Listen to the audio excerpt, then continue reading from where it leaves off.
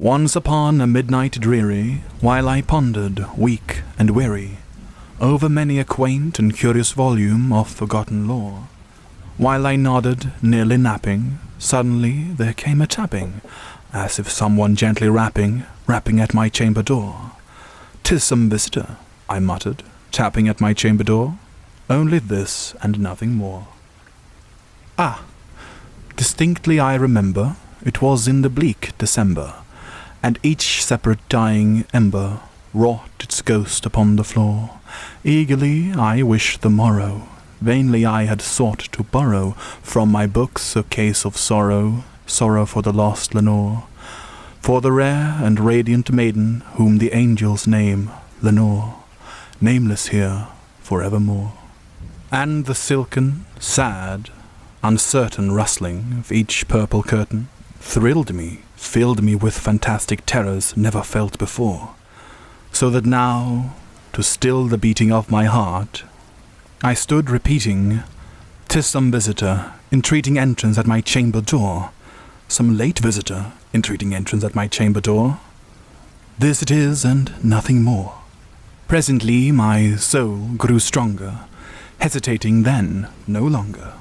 "Sir," I said, "or madam, truly your forgiveness I implore, but the fact is that I was napping, and so gently you came rapping, and so faintly you came tapping at my chamber door, that I scarce was sure I heard you. Here I opened wide the door, darkness there, and nothing more."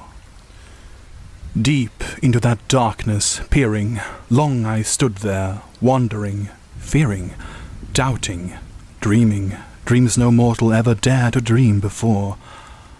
But the silence was unbroken, and the stillness gave no token, and the only word there spoken was the whispered word. "Lenore?" This I whispered, and an echo murmured back the word, "Lenore?" Merely this and nothing more. Back into the chamber turning, all my soul within me burning. Soon again I heard the tapping, somewhere louder than before. "Surely," said I, "surely that is something at my window lattice. Let me see, then, what thereat is, and this mystery explore. Let my heart be still a moment, and this mystery explore. 'Tis the wind, and nothing more." Open here I flung the shutter, when with many a flirt and flutter, in there stepped the stately raven of the saintly days of yore. Not the least obeisance made he, not a minute stopped or stayed he, what with mien of lord or lady, perched above my chamber door.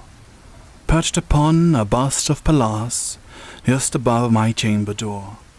Perched and sat, and nothing more. Then this ebony bird beguiling my sad fancy into smiling, by the grave and stern decorum of the countenance it wore. "Though thy crest be shorn and shaven, thou," I said, "art sure no craven, ghastly grim and ancient raven, wandering from the nightly shore. Tell me what thy lordly name is on the nice Plutonian shore." Quoth the raven, "Nevermore." Much I marvelled, this ungainly fowl, to hear discourse so plainly, though its answer little meaning, little relevancy bore. For we cannot help agreeing that no living human being ever yet was blessed with seeing bird above his chamber door, bird or beast upon sculptured bust above his chamber door, with such name as Nevermore. But the raven, sitting lonely on the placid bust, spoke only that one word, as if his soul in that one word he did outpour. Nothing farther then he uttered, not a feather then he fluttered, till I scarcely more than muttered, "Other friends have flown before. On the morrow he will leave me, as my hopes have flown before." Then the bird said, "Nevermore," startled at the stillness broken by a reply so aptly spoken. "Doubtless," I said, "what it utters is only stock and store, caught from some unhappy master, whom unmerciful disaster followed fast and followed faster, till his songs one burden bore, till the dirges of his hope that melancholy burden bore, of never, nevermore. But the raven still beguiling all my fancy into smiling, straight I wheeled a cushioned seat in front of bird and bust and door.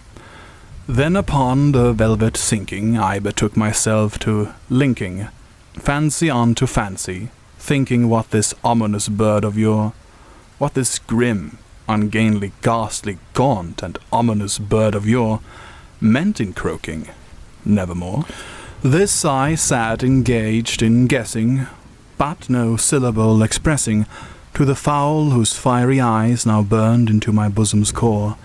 This and more I sat divining, with my head at ease reclining on the cushion's velvet lining that the lamplight gloated over, but whose velvet violet lining with the lamplight gloating over she shall press nevermore.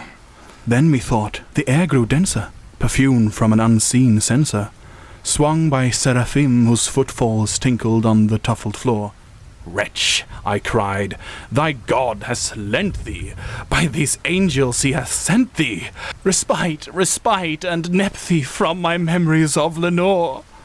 Quoth, oh quoth, this kind nepenthe, forget this lost Lenore." Quoth the raven, "Nevermore." "Prophet," I said, "thing of evil, prophet still, if bird or devil, whether tempered, sent, or whether tempest tossed thee here ashore, desolate yet all undaunted, on this desert land enchanted, on this home by horror haunted, tell me truly, I implore, is there balm in Gilead? Tell me, I implore."